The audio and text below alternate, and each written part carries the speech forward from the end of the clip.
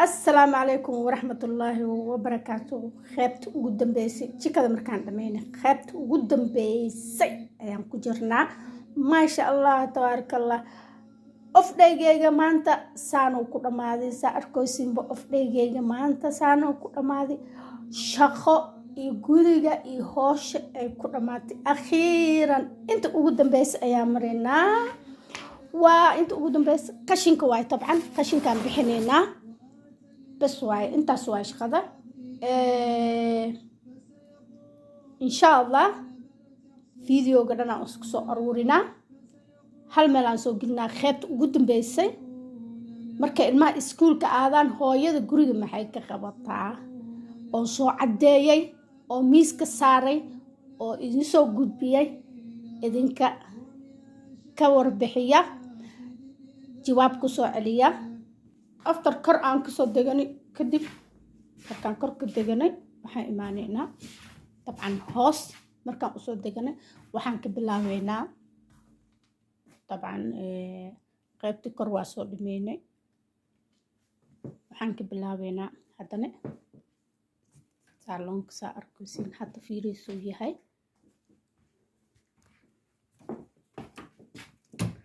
soo yahay waa arkaysiin soo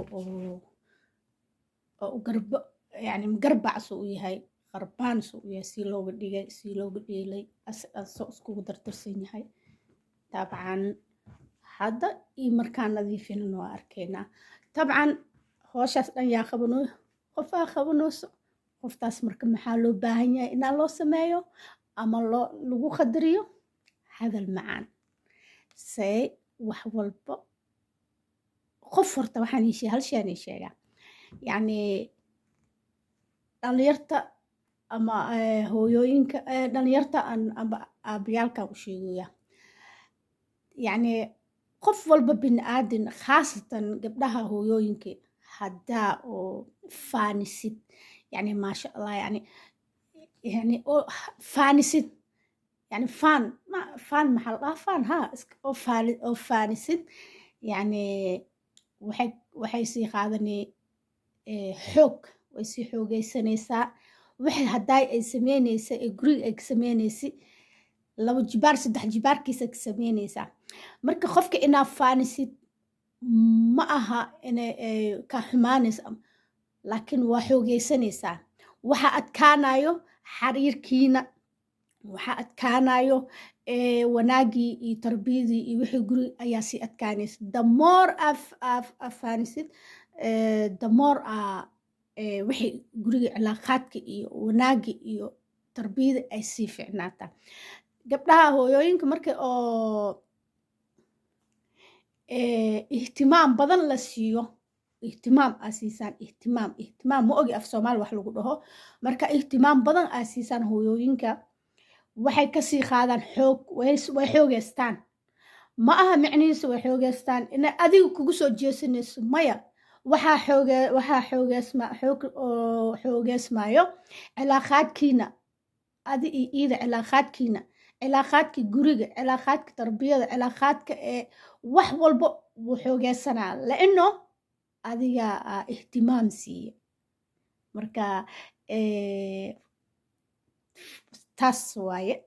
yalla asxaabta dabcan waxaa laga yaabaa in dhalinyaro badan ogeenin laga yaabaa marka sidaas aan u gelinoynaa inaa hooyooyinkeena ihtimaam noo siisaan alashaan saa u helno xoog iyo adeeg aan hoosheena ee cilaaqaadkeena iyo tarbiyada caruurteena aan kusii adkaysano asigoo la nadiifiyey waa kana nadaafad hadday soo ahay iyo hadda kana waa nadiifinay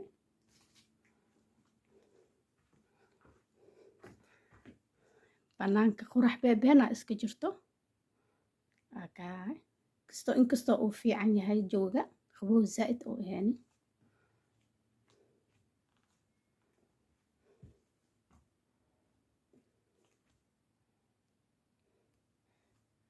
maska dariishada ku soo galay maska akana asxaabta markii la nadiifiyay nawaaqsaan oo ku soo baxay dabcan ayaa nadiifino hooyo nadiifinooso haddaa la nadiifinin 2 beri 3 beri meesha way soo uree wasaqay naqanimo waa kay markuu meesha wasaq ay tahay iyo markay nadiif ay tahay wejiga hataa waa jeclaanaa qalbiga hataa waa jeclaanaa nadaafadda waxaa la dhahay nusal iimaan waaye waa kaa saanaa loo nadiifiyey meesha dhan maasha allah dabcan weli waxaa dhiman dabcan howl badanaa u dhiman weli dharkii oo makiinada lagu shubay in lasoo bixiyo la laalaawo la feereeyo dabcan waxaa kala sii dhiman inaa cunto la kariyo dabcan waxaa dhiman jikada weli mala sheegin jikadana waa tanaa iyadana kheebti ugu dambeysay jikada waaye jikadana waa kanaasay tahay hadda waa arkoysiin iida dhan waxa waaye waa isku qasan tahay saan waaye waatana waa isku qasan tahay waxay rabtaa nadaafaday rabtaa iidane dabcan iidan shaqo oo waxa waaye oo gooni ah waaye dabcan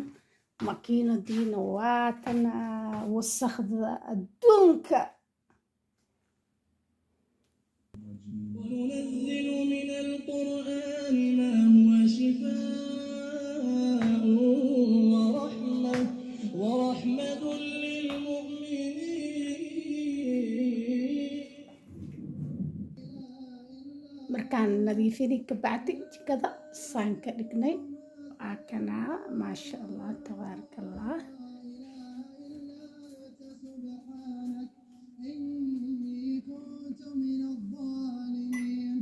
nadiifsa u tahay iyo haddaysay ahayd wasaqsay u ahayd maan jikada saan ka dhignay dabcan waxaan dhan yaa qabsaday hooyaa qabatay maho aka saan loo tartiibiyey loo nadiifiyey dabcan hooyaa samaysay hooyaasaan u nadiifisay iyada kaligeed ma iska nadiifsanin waa la nadiifiyey waa kay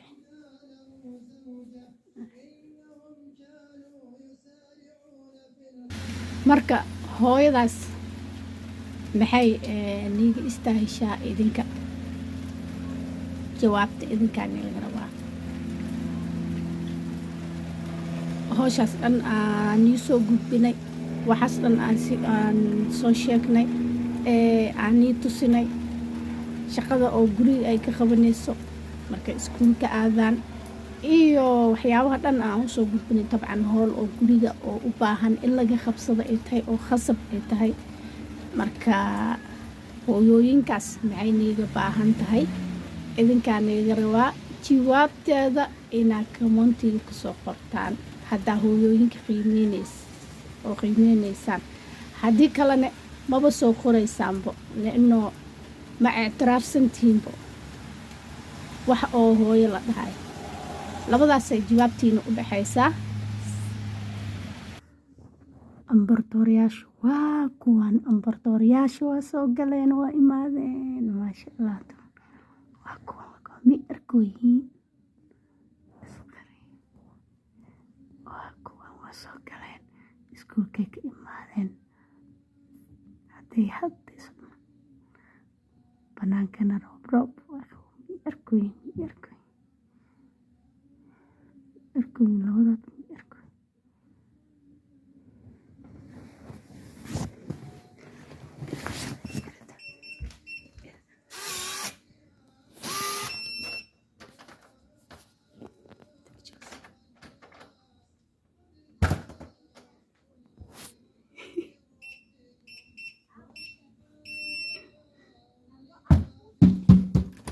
I said